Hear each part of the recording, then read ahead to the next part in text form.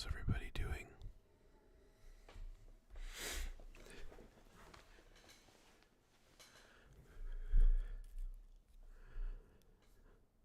Hello.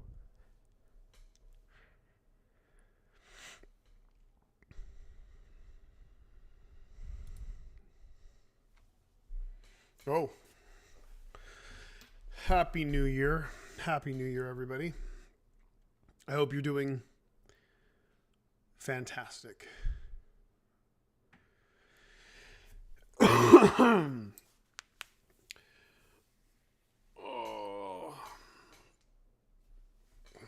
What are you all doing this fine morning? Our vacation was 2 weeks long, which sounds fun, but it's not so fun when you have a hyperactive child. So whose major flaw is anticipating something happening and being super excited, and the more excited she is, the crazier she will become. But school's back in. School is back in. And that means I can work again. That means I can do stuff like this. So, we're going to go over unboxing stuff right now. And my beard is lopsided. This side.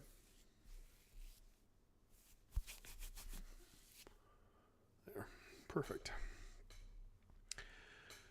I don't know how many of you know that I have it's called a TikTok. It's where I do dances. If you want to see me dance on TikTok, what you do is you go to TikTok and you put in my name and then you find me. And you can watch me I do all the Fortnite dances. All of them. And I get sexy. I get sexy in the videos too. I do a nay dance. I get viral. So the story for why I signed up for TikTok goes like this. During vacation, I saw that Tom Green had a TikTok and he would go live. And when I watched him go live, he would take other people who are following him and talking to him, and he would like pull them into to his live, and they would get to interact. And I really liked Tom Green, and I really wanted to meet Tom Green. So I thought, I'll get on this TikTok and I'll go live with him. So I tried to go live with him, and it says you need to have the ability to go live. And I looked that up, and how do you go live on TikTok? And it's like, you need 1,000 followers to go live on TikTok. So I made a video. I don't know what it was, what my first video. Oh, it was this, the blue baby behind me. It was just a video of that. And I noticed a lot of people were finding it, which was cool. The algorithm was pushing people into that. And then I thought, oh, this is a kind of fun tool to use to make videos. So I started doing some more, and a bunch of people were commenting that I should do videos about Isaac, show stuff around the house, etc., etc. So I started doing that, and that got really fun. And then suddenly I was at like 10,000 followers or whatever, so I could go live with Tom Green. So I went on his live, and then I noticed he was no longer taking people to talk to. And I've been doing TikTok videos for a couple weeks now, or maybe about 2 weeks.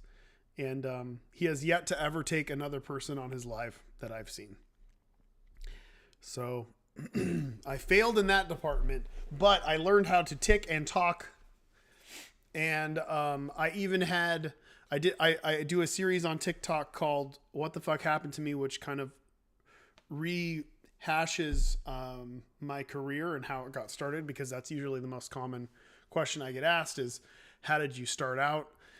And it's too complicated to explain. So I thought, okay, I'll just make some videos, a multi-part series of how I got here.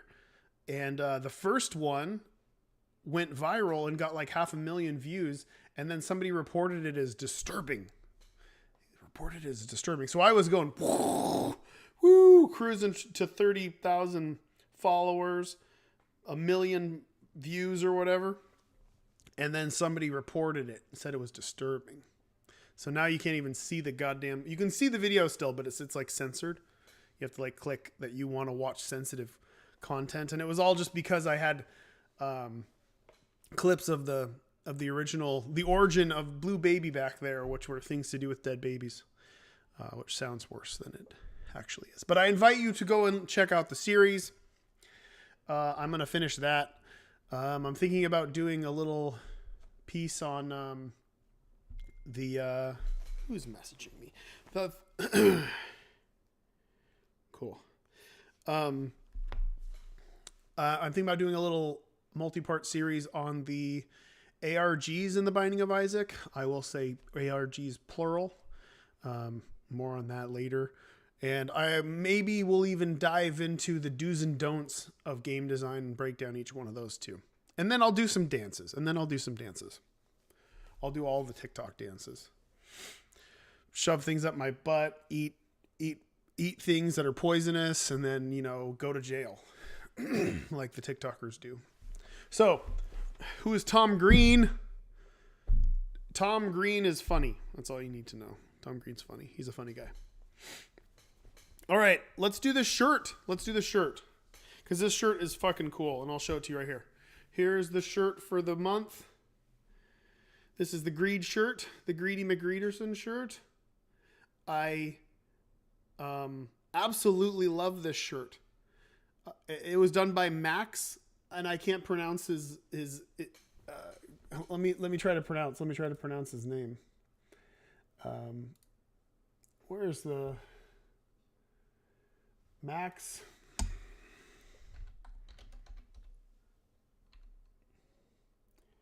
Max Grecke? Does that sound right? It's Grecke. It's the E at the end that's throwing me. Grecke? Or is it just Grec? I don't know.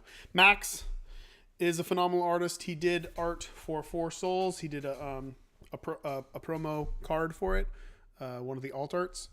And he sent me, I said, you want to do a shirt because I really love your art? And he said, of course. And he's not really, like, this style isn't his main style. It's usually really painterly. And he sent me all these options of all these really, really cool Greed themed shirts. And then at the bottom, there was this really crude sketch. And this was the sketch. And I absolutely loved it. It looked great. It's a really bold stylistic choice.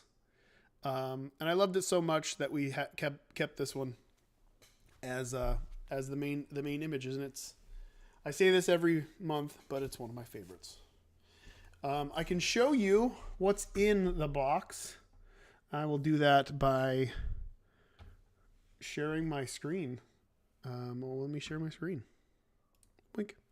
Okay, so here's the February Little Greed box. It comes with lots of stuff. It comes with $1. Not a real dollar, but the card $1. And $1 reads,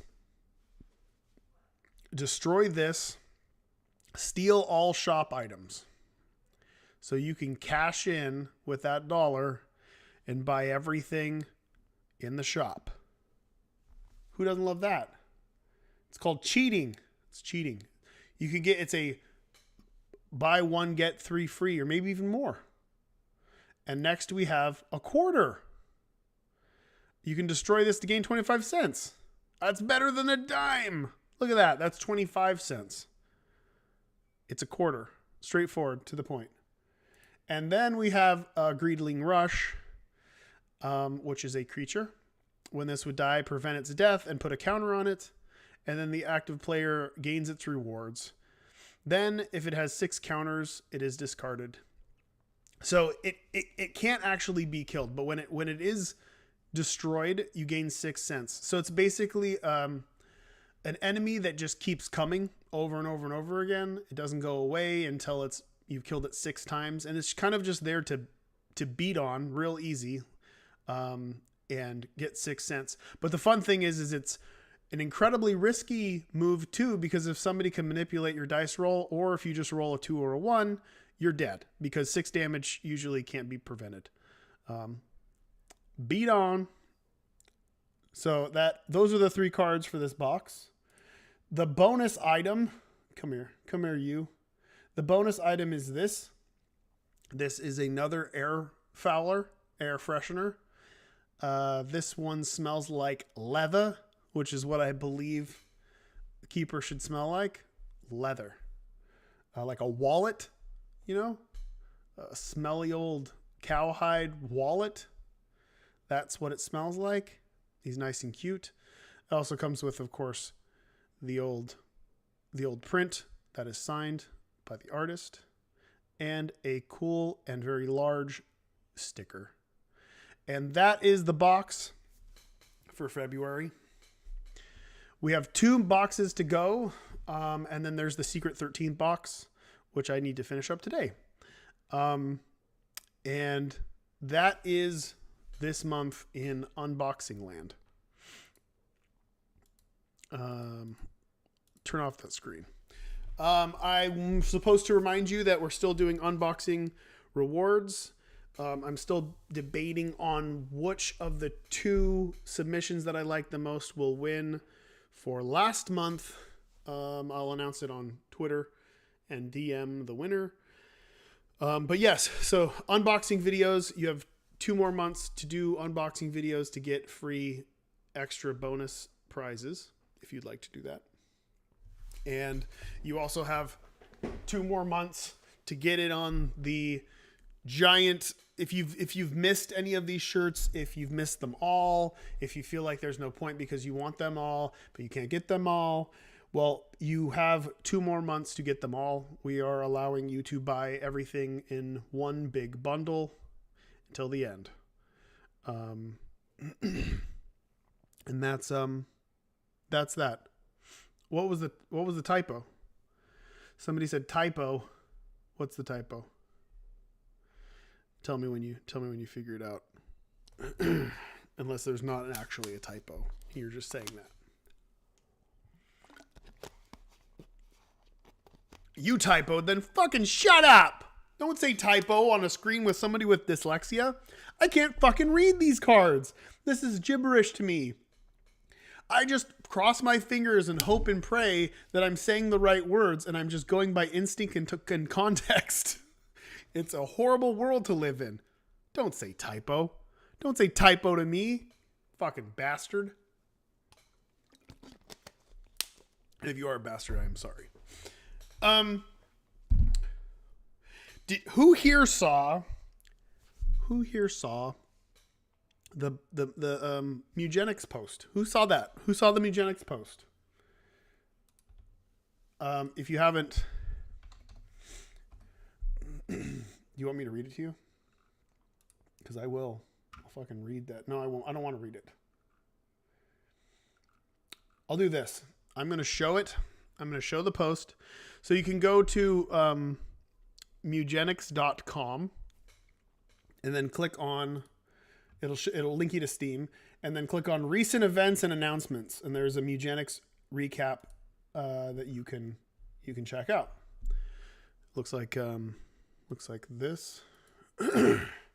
So what I'm doing, and I'm sure Tyler will also do some posts as well, is we are going to be doing, monthly, bi-monthly, not bi-monthly, twice a month. Some people, I don't know, multiple posts.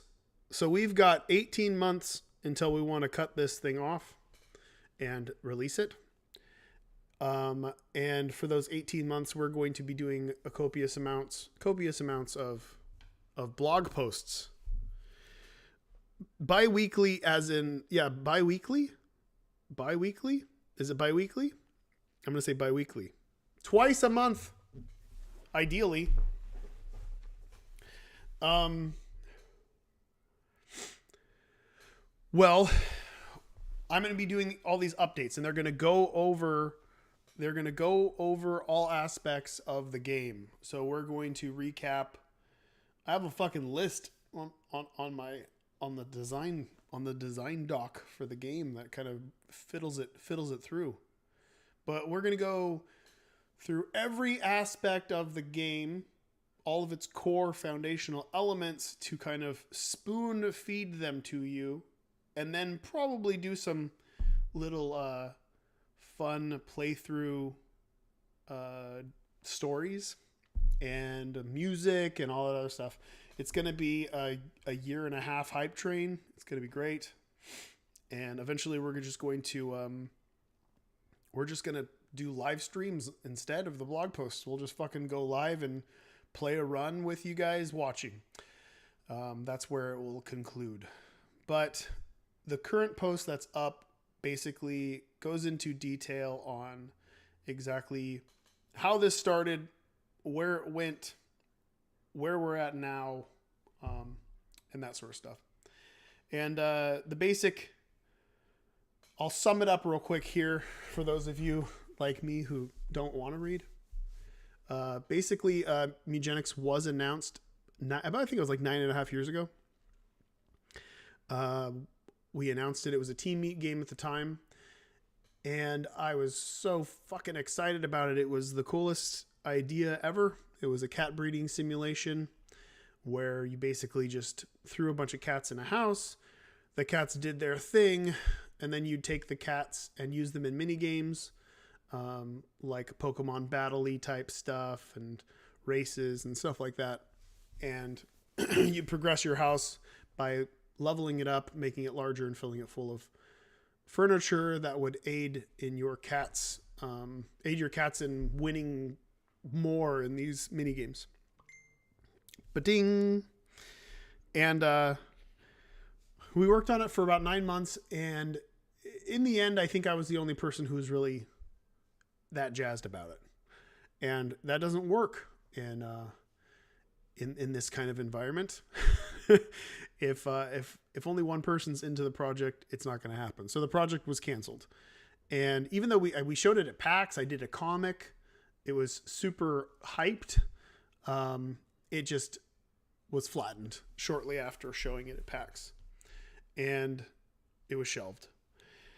So, for many, many years, I lamented on the loss of that game, and eventually was able to start working on it again. And I started working on it again once I cleared my plate. So I had a bunch of stuff that I had to finish first, and that was, what was it? We had Tapeworm, Four Souls, The End Is Nigh, Legend of Bumbo, and Repentance. Those things needed to be cleared off my plate because I started them almost all at the same time, and they were kind of just this giant whale that I was taking bites of for 5 years.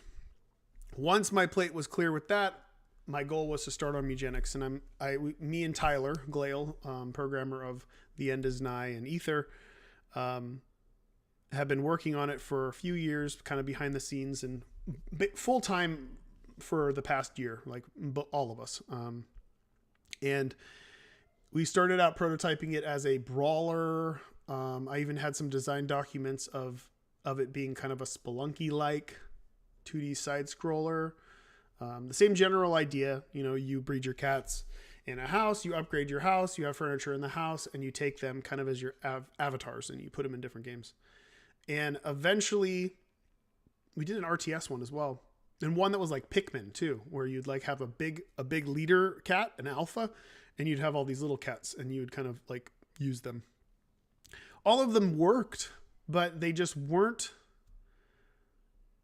cool enough. They weren't cool enough to be the main mechanic of this game, And we finally ended up bearing down. I think we were kind of avoiding it from the beginning because it was a turn-based strategy game with this amount of depth is such a huge undertaking, and it has been.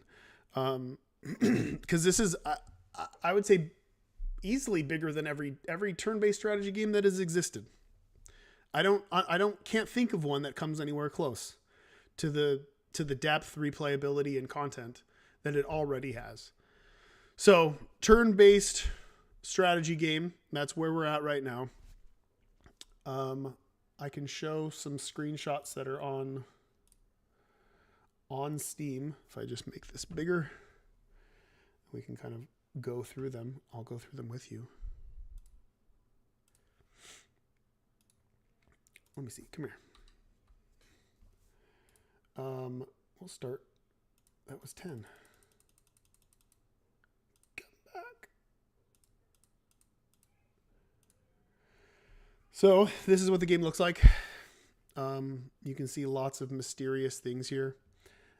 Your cats are down, the slightly colored cats. Your cats have classes. I'll go over all this stuff in future blog posts. You have your attack, which is the furthest left, bottom left. Then you have 2 of your active abilities that cost mana. Then you have your passive ability, which is kind of in the middle. You have your stats over on the other side, your movement, and your information in the upper left. It also shows the class of your cat. So Fridge, whose F is covered up, is a thief who has 20 life, a maximum of 20 life, 6 mana, a maximum of 18 mana. And then the upper top of the screen shows turn order. It shows all the other enemies that are going to take their turns. If this was in game, you would mouse over things and get information on them. There's a shitload of stuff going on here. Here's a level up screen. When your cats level up, you draft, much like Slay the Spire or many other draft games.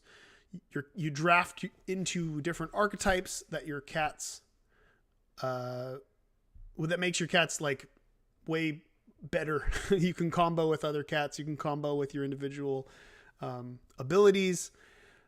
What else we got here? We've got events. Events are things that you randomly come across in your adventure, and they have different options and different outcomes. There's many, many different outcomes, even for each of these choices, depending on your success or failure rate, which is based on stats.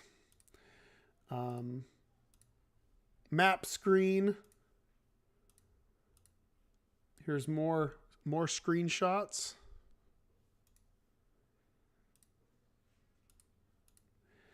Here's some inventory stuff. There are literally already hundreds of items in the game. And the items are pretty fucking cool. Treasures. And what was the last one? This. Cool looking stuff. I don't want to spoil too much because we'll go over all this stuff as we go. But I will say that Mugenics is really cool. It's something that I play daily. It's something that surprises me daily. And the coolest part about it so far is we've been actually showing press. There was an article on Polygon, a preview, and the latest Edge magazine actually has like a 5-page spread preview for the game, which just is basically a rundown of one playthrough that we had the writer play. We just had them play the game, and it's insane. It's insane what this game has kind of going for it, and I'm excited to show you guys. Yeah, Edge magazine is you have to pay for subscription, or you actually have to get the physical copies of the game.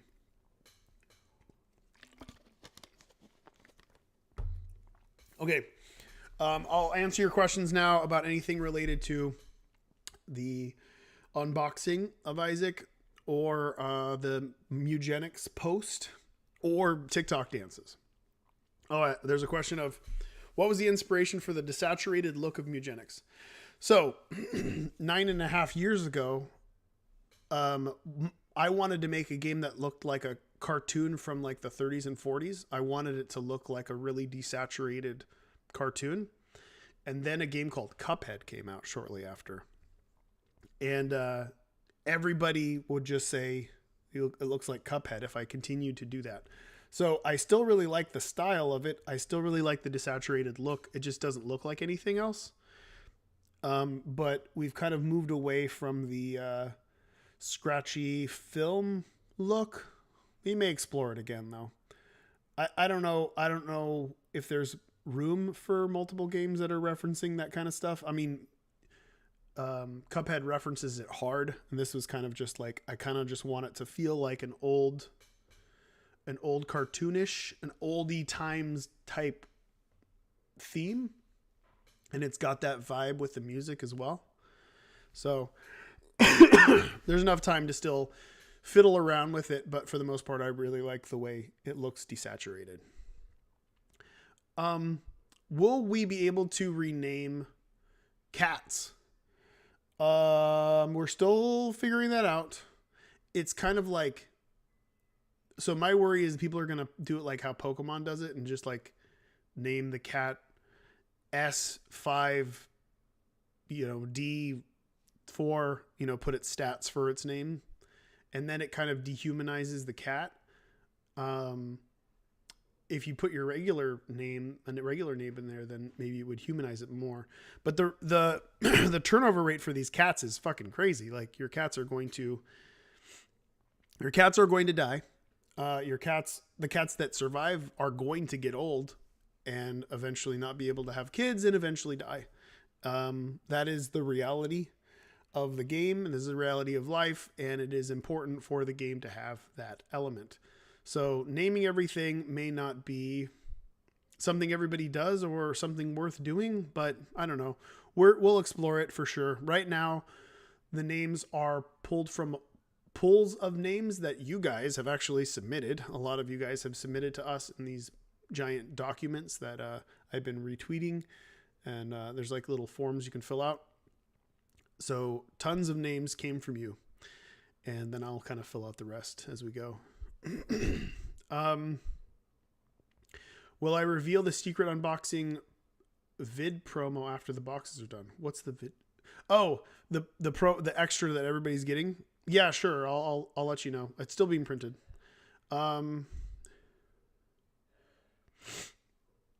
Would you ever be down to do randomized card packs of visual variants of existing cards? I don't know. It doesn't seem worth the time. I would rather so it takes the same amount of time to do that as it would to design new cards. So I kind of just want to design new cards instead. Are Isaac's like, are items from Isaac like dinner, breakfast, etc. and Mugenics like cat food?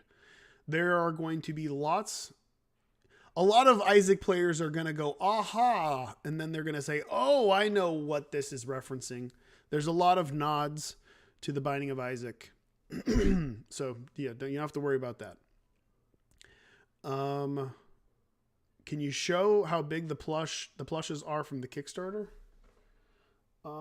If you just look on my TikTok, like my second video shows them, you can kind of see how big they are. They're like this big. I don't have one right next to me. Oh, wait. Well, the one back there is essentially a similar size. It's a little bit bigger than ours. They're not as big as the giant blue baby back there.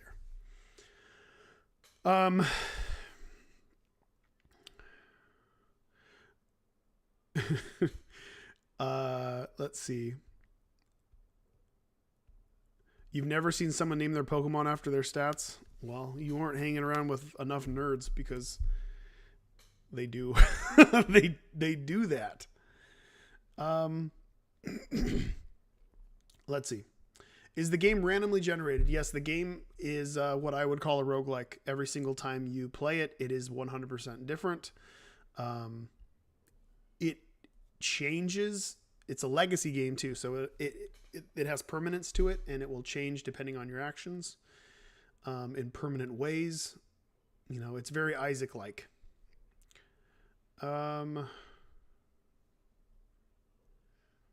Is there any chance of Guppy and Isaac plush eventually being available again? I don't think Guppy will be available again, at least not anytime soon. But Isaac, yes. The Isaac plush was reprinted for the last Kickstarter, which means we ordered a bunch.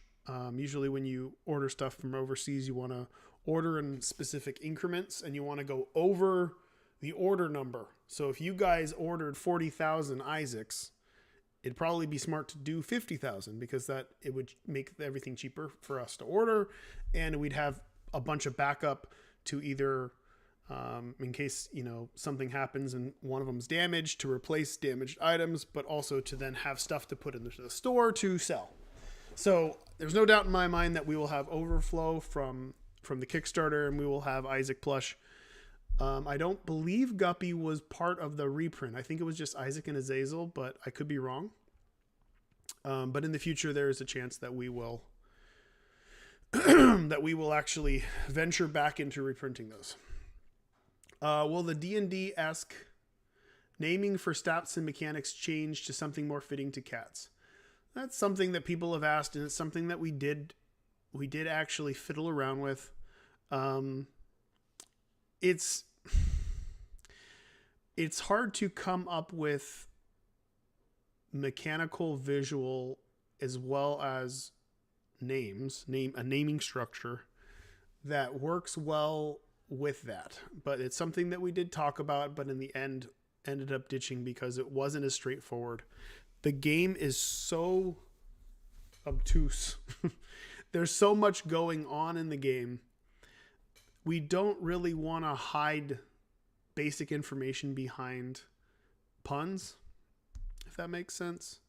So we're trying to streamline every little aspect of the game, and I think saying strength instead of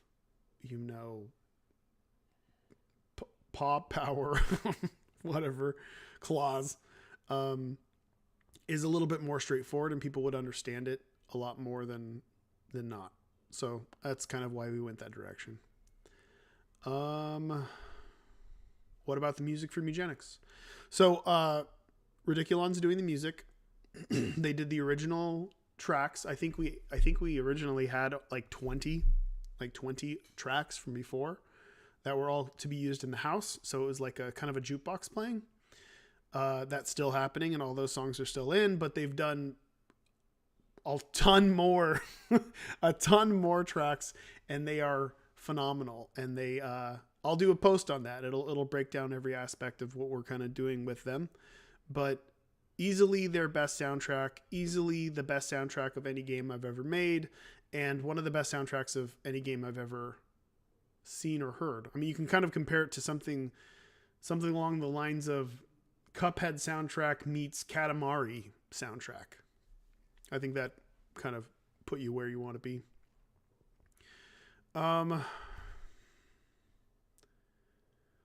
Where are we?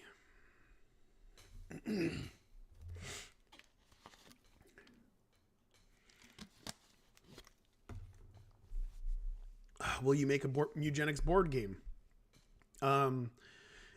If Mugenics does as well as I hope, there's of course a lot of things we can push into. I mean, the first obvious one would be an expansion, which this game is built like Isaac. It's a modular game. It can easily be expanded indefinitely. I would love to do that too, at least for a few years if people really dig it. Board game, sure. I mean, me and Tyler are into board games. We play a lot of board games. I'm sure it would be fun to make a board game with him. And Mugenics would be the most appropriate way to do that. Isaac wasn't kickstarted. Isaac, the video game was not kickstarted. Four Souls was kickstarted.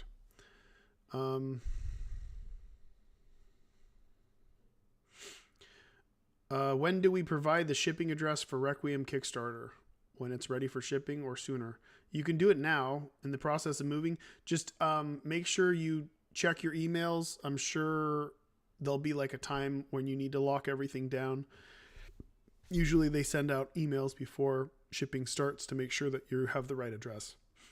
So just be on the lookout. Have you thought about selling vinyl, tape, CDs, soundtracks for your games?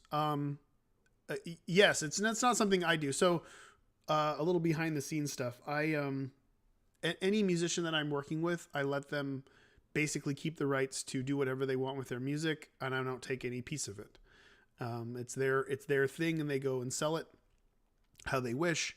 and make the profits off of that. So if Ridiculon wants to do that, I fully support it and I will push the hell out of it. It's something that they've talked about wanting to do for a while. It's just about when they will do it.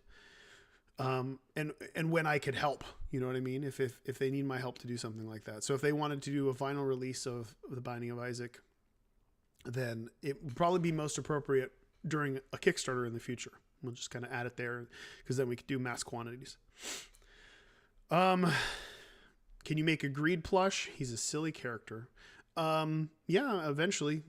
Didn't we make one? Am I crazy? Did we not make one? We made Blue Baby, Azazel, Lilith, Isaac, Guppy. I guess maybe we didn't. Maybe I'm crazy. Sure. Maybe in the future. Would you be on a Mexican podcast talk about game development? We can speak in English. Yeah, sure. You want me on your Mexican podcast? Well, I am a Mexican. I am a Mexican American. For those of you who don't know that, my grandmother came from Mexico, and basically a large chunk, a fourth of my family came from Mexico, I should say. I'm a fourth Mexican. And then the other rest is Irish. But yeah, sure. Just message me on Twitter or something so I can contact you.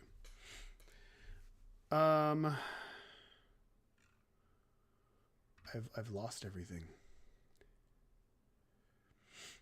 Is Mugenics a gay game for really gay men and females? It's pretty gay. You could go gay, quite gay in this game. You could gay it up. So if you are a gay and you want a gay game, Mugenics is right up your alley. And if you're not gay, it's also right. It's perfect for you. It's the game that bridges the gap of gay and not, or both. It is a bisexual game. It goes whichever way you want.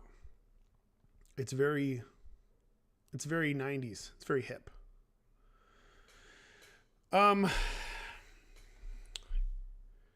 Where are we? Would you ever do an Isaac crossover with Dungeon Drop? I don't know what Dungeon Drop is, so I don't know. I don't think so. I don't know. Have you ever thought making a hack and slash game? One of the prototypes for Mugenics was a brawler, which is kind of a hack and slash game. We'll see one of these days. I have a design document for a brawler, but in the end, it kind of looks pretty similar to Nightmare Cops. So I don't know. It's not something. We'll see. Who knows how many more years we have on this planet and how many years I have to live. So I don't know how many. Let's focus on the thing that's happening right now for the next couple years. How much did generic things inspire you? What the fuck question is that? What's generic things? What are generic things? What is it? When is the last day to buy all the shirts from the unboxing of Isaac? I really want to annoy my mom with merchandise. I don't know when the last specific day is. I will let you know. We have 2 more months of unboxings, and I'm assuming in February I will do some sort of epic unboxing and unbox all of the boxes in front of you for an hour. And I assume that there'll be a cutoff date where we are like, this is it. This is the end. I'll even show the 13th box. I don't care. Who cares? Is everything ready in the Requiem Kickstarter for shipping? You should be getting updates, monthly updates, and I just approved the next one. They are getting ready to start freighting. So it'll take a while to get here. It'll take a month or 2, and then it'll probably start shipping. But the actual answer is going to be in your email. Where are we? What is this? What is the pink object above the blue baby? That is the reflection of a pink tree in a television. It's probably hard to imagine, but it is a pink Christmas tree reflection. There is a knockoff greed. I have 2 knockoff greeds, actually. There are multiple knockoff greeds. For those of you who don't know, the Steven behind me is also a knockoff, but I think that one's been discontinued. How obscure is that? That a Chinese manufacturer made a knockoff Binding of Isaac Steven plush, full size. It's kind of bonkers. This was the same time as our first Kickstarter. Whenever we do like a new Kickstarter, the knockoff companies will attempt to like reference stuff in the Kickstarter and try to get out before us. They're always real low quality, like super cheapy carnival type plush. Don't recommend.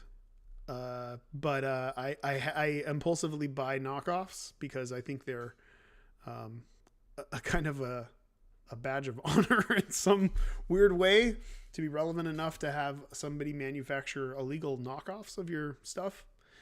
I don't have them up here, but I'll probably do a video of that one time.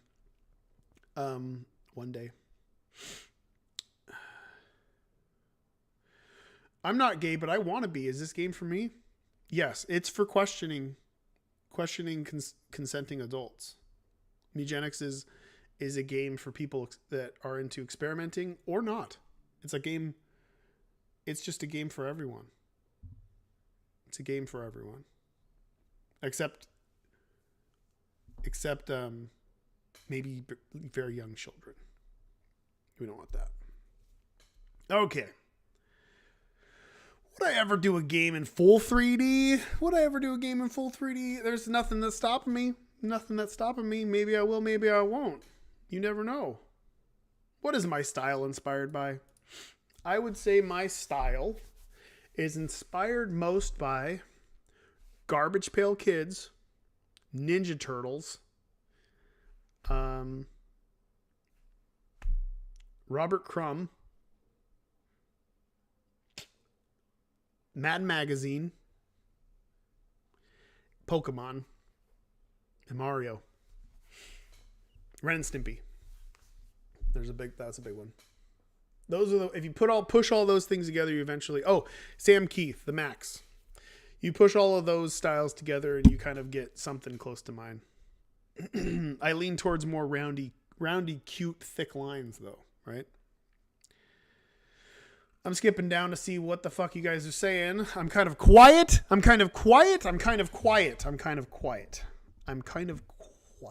What is the quality of the giant blue baby back there? Fucking pristine quality. You want to see this thing? Look at this. It's really soft. It's really full. It's extremely heavy. And it's all embroidered. Ooh, doggy. And look. And there's a poop that's got a fly on it. You can't buy this. So, high quality.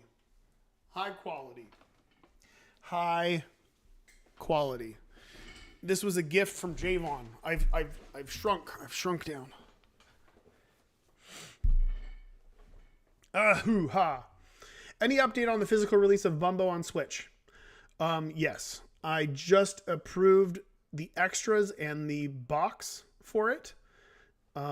I don't know when it will go to print, but it's looking fucking sweet. And I'm very excited about it.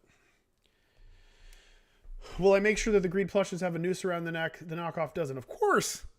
I understand what Greed looks like. I won't fuck that up. Do I still do transcendental meditation? I wish I did. I probably should be.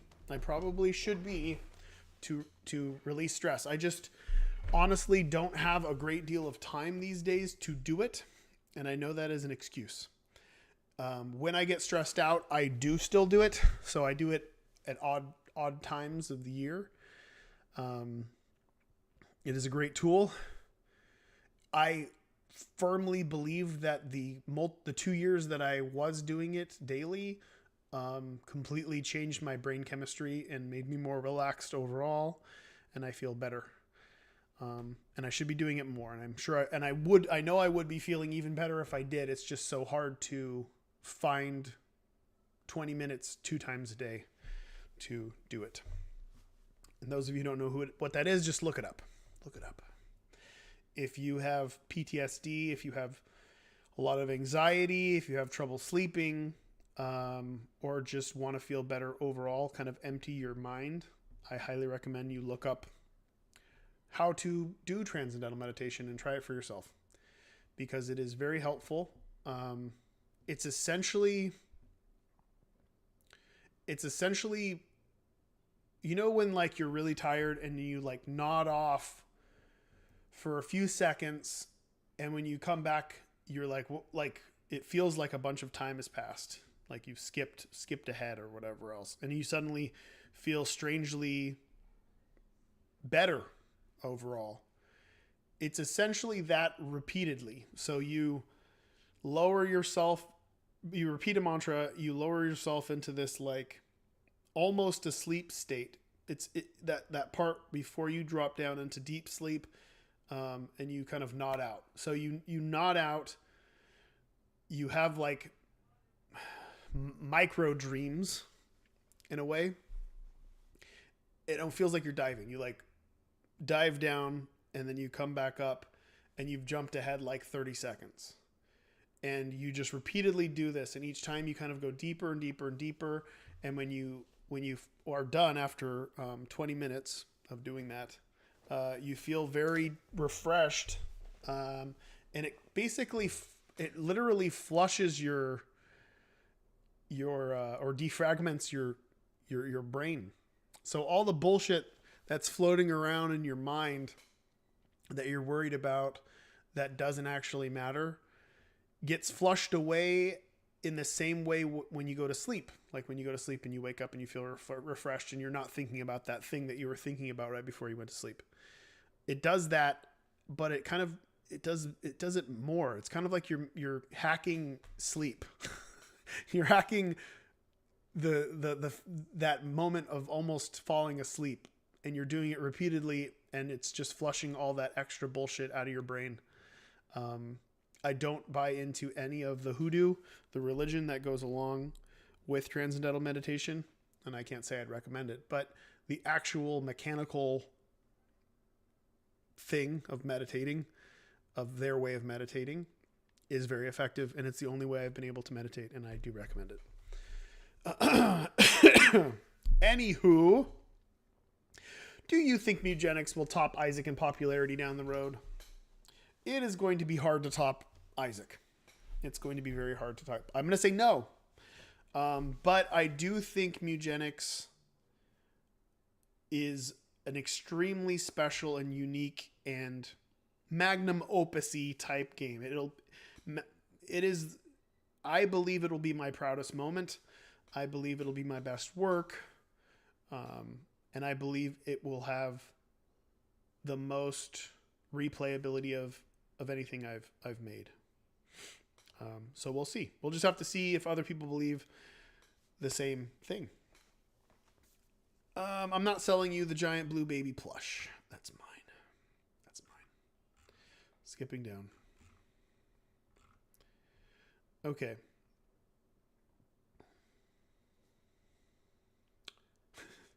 I will not be making an OnlyFans. I mean, maybe if Tom Green is on OnlyFans and we could be naked together, then I will entertain the idea of making an OnlyFans. Do I always keep my curtains closed in my office? No.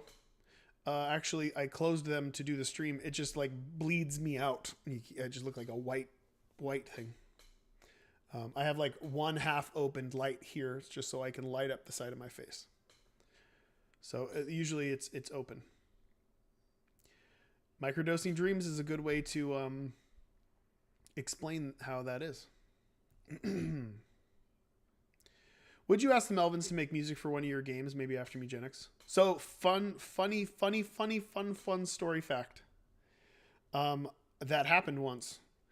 I had done a few interviews and I talked about how much I love the Melvins and how I think it was basically saying like the one thing that sucks about making games as an artist who makes games is that I can't talk to other artists who inspired me because they're all older and they don't play video games. And it's impossible to explain to somebody, especially somebody who doesn't play video games and is older, how video games are an art form.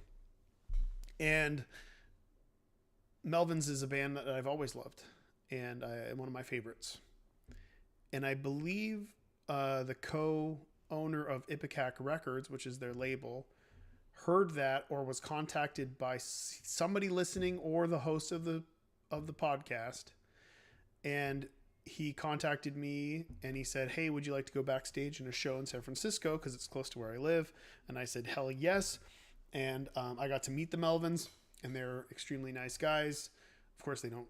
I can't. I make video games, and they're like. But the crazy thing is I go out after meeting him. I go around the corner, and there's Mike Patton, and I don't know how many of you know who Mike Patton is, but he's a big deal. And Mike Patton knew who I was, and it was like, what the fuck's going on? And he's like, I know who you are, and you know, and he starts telling the Melvins how they should be making music for my games, and I'm like, I don't know what's going on. This doesn't make sense. And he was a very nice guy, and I was kind of faced with that of like, hey, like there's the option is here, but how could I work with my kind of musical heroes in that way? I just felt like I wouldn't do it justice because I wouldn't have the balls to instruct them in the ways that I instruct a lot of the people that I work with. I felt like I would probably do them a disservice and just kind of let them do whatever, and it wouldn't turn out right. So I ended up kind of just not entertaining that idea.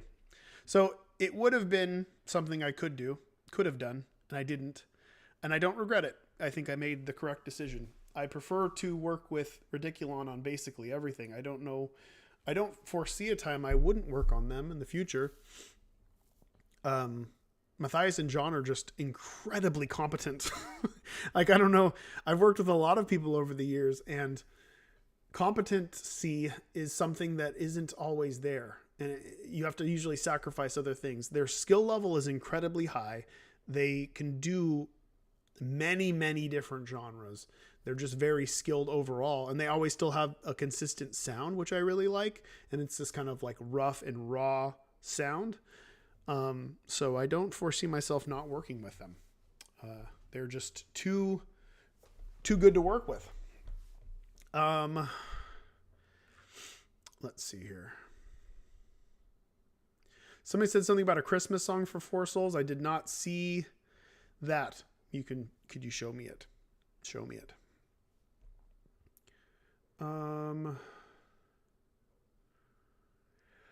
I don't know if this is a heavy question, but as an artist, do you believe in outdoing yourself with most of the projects that you make? Do I believe in outdoing myself?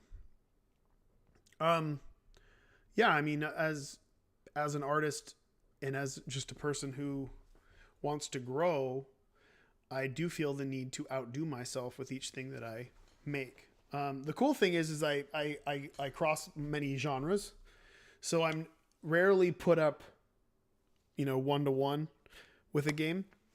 I think one of the only games I did like that was The End Is Nigh, which would be 1-to-1 with Super Meat Boy, and I personally think it's better. But it's definitely not as accessible and not as, poppy. It's not for everyone. But when it comes to, I always want to, if I'm not outdoing myself, I don't know if outdoing myself is the way to say it. I want to push myself. With everything that I do, I want to push myself in some way further than I did previously. Even if it's 1% more, you know what I mean? Or even if it's like, I just want to make something really new. Even if the gameplay is rough and the ideas are experimental, something like Fingered, which was a total goofy game. But I felt like I pushed myself into just being okay with making something really small and stupid and having fun with it. I don't know. I'm maybe I'm easily amused. I'm pretty hard to please usually when it comes to the bar I set for myself, but I don't know. Yeah, I believe in trying my best to outdo myself in ways mostly to grow as an artist. I need to keep trying to get better. I don't want to just tread water. Let's see.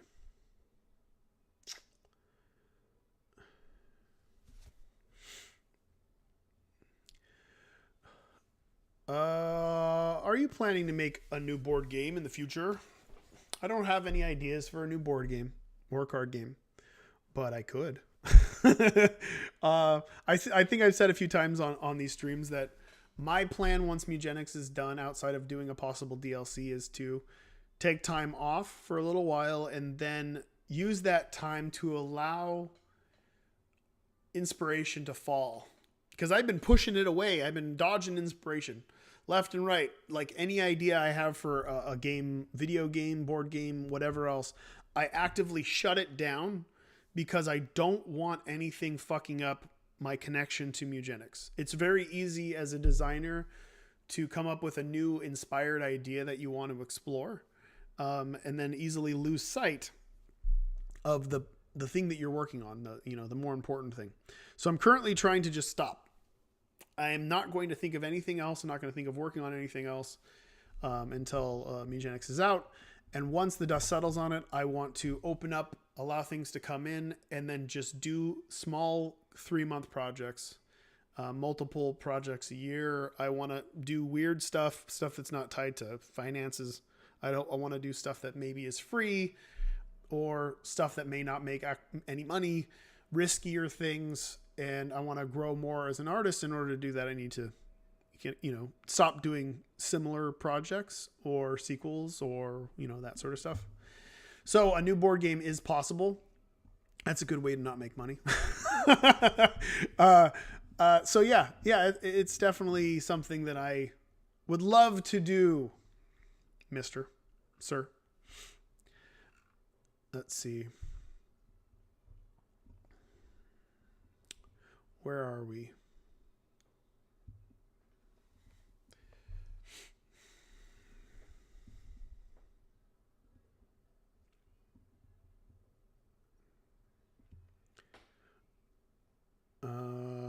I've got 4 minutes until I should get off of here.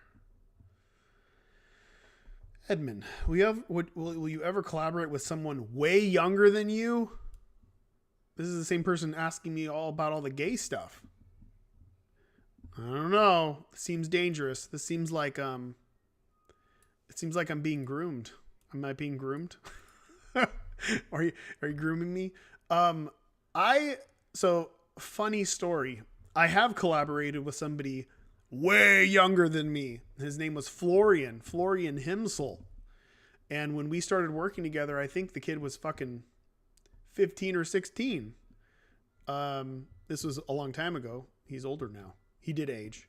And then this guy named Tyler Glale was like 17 when I started fiddling with him. He even went to GDC. I think he was 19 when he went to GDC, and they just handed him beer without carding him. He's very tall. He didn't look 21, but they just throw beer around like crazy there. Where are we? I haven't played Dead Cells, so I don't know about a collaboration with them.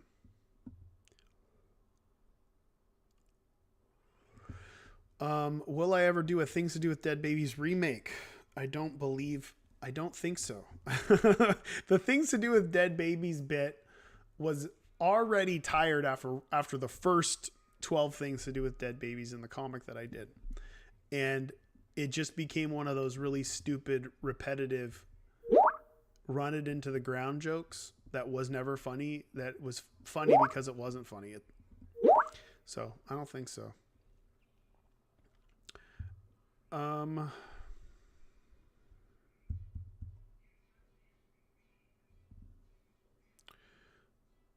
Florian does speak decent English now. When he got a little older, he actually visited the United States. I think he was 18.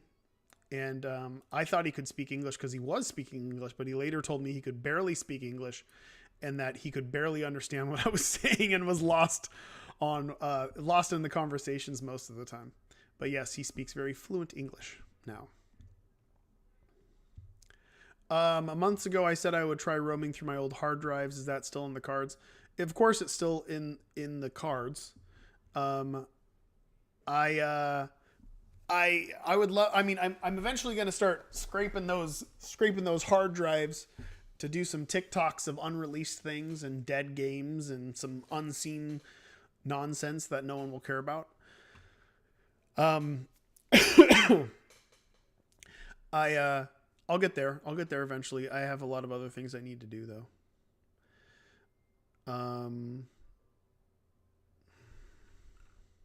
Let's see. How many games inspired by Isaac did I play? That I liked. Let's see. So it sucks since it's not a diss or anything like that, but like I didn't play Gungeon or the Lamb game, Cult of the Lamb, because they seemed so similar to Isaac that I felt like I'd already kind of played that game. I believe that Slay the Spire is somehow abstractly inspired by The Binding of Isaac, and I like that game a lot. So that's one that I would say is great. How much true crime do I watch? We watch true crime fairly often. I have a wife, and those women are all up in that true crime, and I'm down. I watch a lot of the true crime stuff on Mr. Ballin podcast. Let's see. Last question. We'll do last question. Here it is. Last question. I'm gonna do Geish, who always asks the old school questions. That's gonna be my last one. And he asks, Alex Austin seems to be doing progress on Blast Miner Remastered, due to clips on Twitter. Will that come out after Mugenics? Meanwhile, meanwhile Mugenics is being done. It will come out soon. It's basically going to come out whenever he's finished with it. I think my only work on it will be play testing and making sure all the levels work, and then we will release it on the cheap on Steam. It'd be nice to have that up there because I think it's one of the only sold games that is missing from my collection page. And for those of you who haven't played it, it is the most casual game that I have made. Blast Miner was actually released in stores retail-wise worldwide and did okay on that. It's a casual physics-based puzzle game which uses explosions and other devices to get gold out of a mine. It is pretty unique and kind of plays like one of those, what was that game called? The Fantastic Machine or whatever? Like one of those physics-based mechanical games where you add different mechanical elements to it and it like Rube Goldberg's things across the screen. That's the kind of game it is. So that is that. I'm going to get to work on the 13th shirt and Mugenics, and I will talk to you guys in a month. Next month we go over the next shirt. We can go over the Mugenics posts, and meanwhile you can look on TikTok. I'm even putting up Mugenics videos up on TikTok if you want some more information for that there. All right, I will talk to you guys later.